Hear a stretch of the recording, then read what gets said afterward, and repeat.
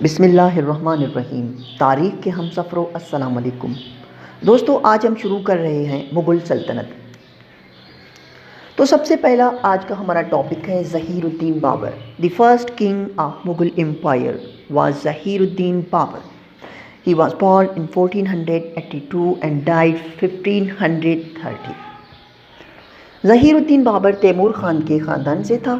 ظہیر الدین بابر اپنے والد عمر شیخ مرزا کی وفات کے بعد 1494 میں فرغانہ ریاست کا حاکم بنا۔ 12 سال کی عمر میں فرغانہ ریاست کے حاکم بننے کے بعد فرغانہ کے قریب ریاست سمرقند پہ حملہ کیا، جس میں ناکامی نصیب ہوئی، جس میں ازبک حکمران شیبان خان اپنے لشکر کے ساتھ جوابی حملہ کر کے بابر کو پیچھے کر دیا۔ کچھ وقت کے بعد بابر نے دوبارہ حملہ کیا، جس میں ازبکوں نے ایسی تو شکست دی جو بابر کی اپنی ریاست فرغانہ بھی ہاتھ سے نکل گئی اور بابر وہاں سے بے دخل ہو گیا۔ پھر کچھ وقت کے بعد پریشانی اور مایوسی سے تنگ آ کر فرغانہ اور سمرقند کو چھوڑ کر 1504 میں کابل پہ حملہ کیا، جس میں خوش قسمتی سے فتح ہوئی، کیونکہ اس وقت کابل میں کوئی مضبوط حکومت نہیں تھی، اور 22 سال بابر نے کابل پہ راج کیا۔ اس دوران بابر کی فوجی اور ریاستی طاقت میں بھی اضافہ ہو گیا۔ پھر کیا ہوا جو 1519 میں بابر نے ساؤتھ ایشیا کی ریاستوں پہ حملہ کرنا شروع کر دیا اور پھر پشاور، سیالکوٹ، لاہور اور ملتان کو اپنے قبضے میں کر دیا۔ پھر تو بابر حملے کرتا گیا اور فتحیں حاصل ہوتی گئی۔ اب کیا ہوتا ہے، 1526 میں بابر اور ابراہیم لودھی کے درمیان پانی پت والی جنگ لگتی ہے۔ یاد رہے کہ ابراہیم سکندر لودھی کا بیٹا تھا اور لودھی خاندان نے 70 سال سے زیادہ سب کانٹیننٹ پہ حکومت کی۔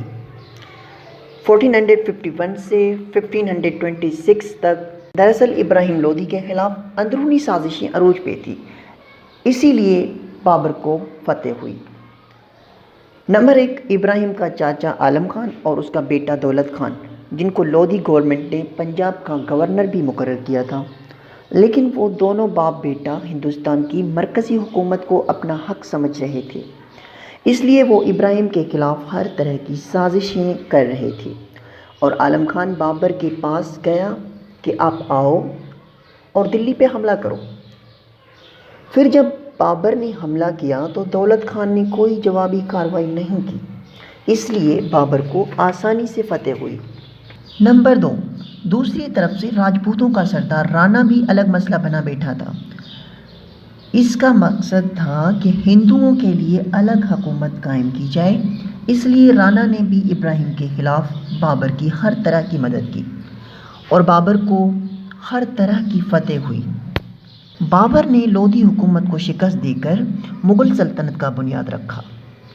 دراصل یہ لودھی حکومت کی اندرونی سازشیں ہی تھی جس نے بابر کے حملے کو کامیاب کیا، جس میں بابر کے 1200 لوگ تھے اور لودھی کے 1 لاکھ فوج تھی، لیکن مخالفت کی وجہ سے ابراہیم کو شکست ہوئی اور ابراہیم جنگ میں مر گئے۔ کامیابی کے بعد ساؤتھ ایشیا میں شہنشاہ کا خطبہ بابر کے نام سے پڑھایا گیا اور ایک بار پھر مرکزی حکومت قائم ہوئی اور امن و امان، خوشحالی اور اتحاد کو فروغ ملا۔ ہندو اور مسلم کی ثقافت کا میلاپ ہوا اور ایک نئی تہذیب کی شروعات ہوئی۔ کامیابی کے بعد رانا نے بابر کے خلاف بغاوت کی۔ اصل میں رانا کا خیال تھا بابر ہندوستان میں حملہ کر کے لوٹ مار کر کے واپس چلا جائے گا، اس لیے ابراہیم کے خلاف بابر کی مدد کی تھی۔ جب بابر حکومت کرنے لگا تو رانا نے بغاوت کی۔ پھر فروری 1527 میں رانا کو بھی شکست دے کر ہندوستان میں مغل حاکمیت کی آخری مہر بھی لگا دی۔